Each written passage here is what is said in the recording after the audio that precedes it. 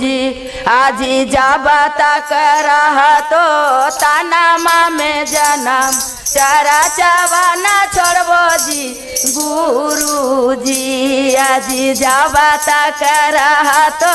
तानामा में जन्म चारा चावाना छोड़बो जी गुरु जी आजी गंगा रे जमुना से जलवा मंगाई के चरना पखरबो जी गुरु जी आजी गंगा रे जमुना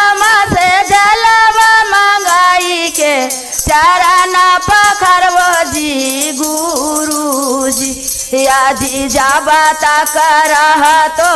तानामा में जन्म चारा चावाना छोड़बो जी गुरु जी आजी जाबा तक रहा तो तानामा